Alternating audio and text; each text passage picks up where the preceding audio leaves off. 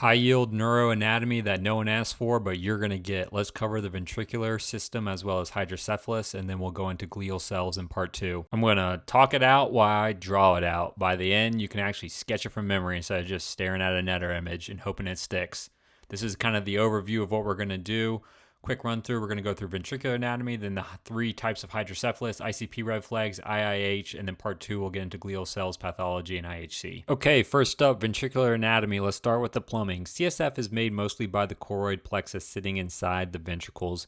There are two lateral ventricles, one per hemisphere, each shaped like a C with a little stick at the end, made up of an anterior horn, a body, and a posterior horn or occipital horn.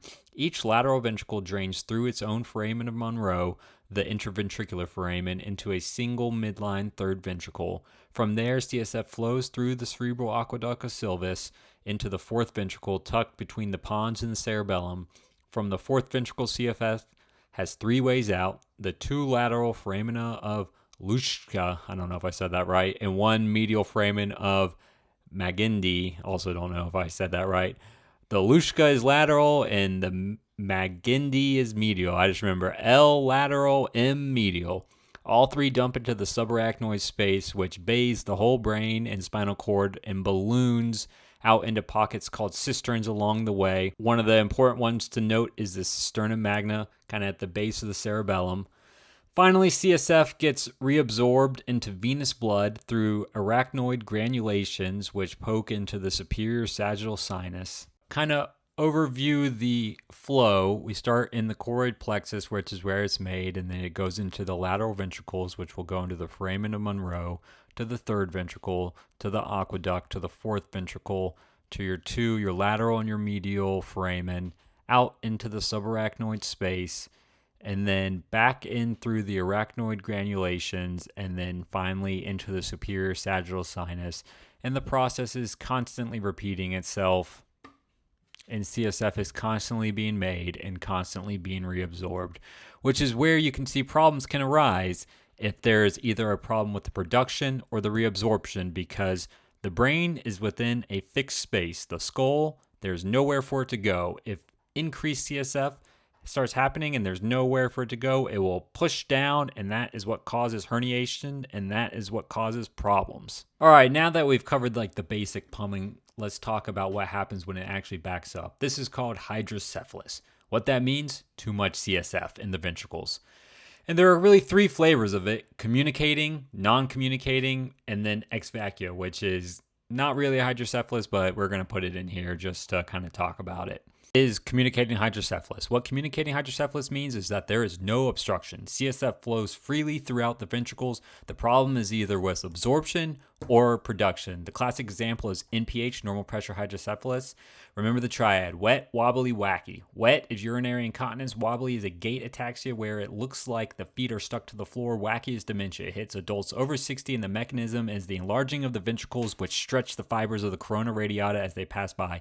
Key testable point: ICP is only normal or intermittently elevated. You do not see ICP signs like headache or papilledema. Next up, non-communicating hydrocephalus means that there is a physical obstruction somewhere in the ventricular system. The two congenital causes to know: Dandy-Walker syndrome, where the cerebellum vermis fails to develop, the posterior fossa enlarges, and the fourth ventricle dilates and obstructs, commonly associated with craniofacial or cardiac defects, and Chiari II malformations, where the cerebral vermis and tonsils herniate through the foramen magnum, again obstructing flow, commonly associated with the myelomeningocele. And then there's malignancy, the Parinaud or medullostoma, pinealioma, epidendymoma, and astrocytoma.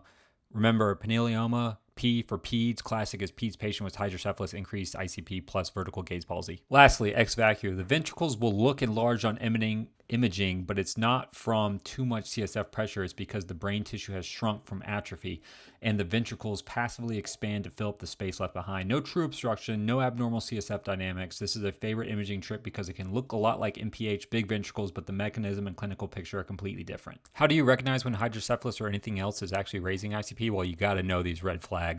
Macroencephaly or tense fontanelles and influence, nausea and vomiting, often one of the first signs. Headache that's severe and worsening in the morning than it is in the evening. A sixth nerve palsy, ataxia, impaired gait. On the emergent end, this kind of starts with impaired consciousness or decreased level of arousedness.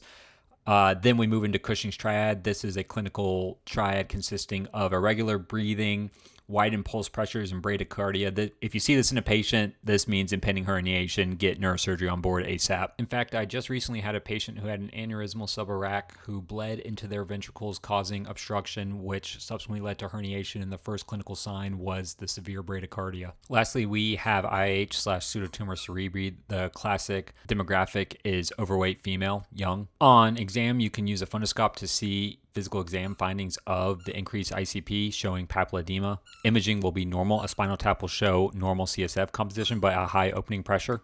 Headache will improve following high volume LP. There is no obstruction.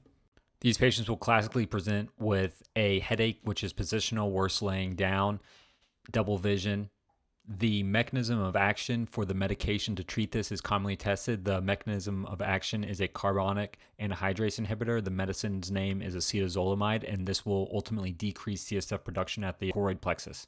Lastly, I've included some ICP levels on the right-hand side of the screen. However, take these with a grain of salt because they are constantly changing, and honestly, it really matters clinically. If the patient improves following the LP, then they probably have IH, even if their pressure is technically normal.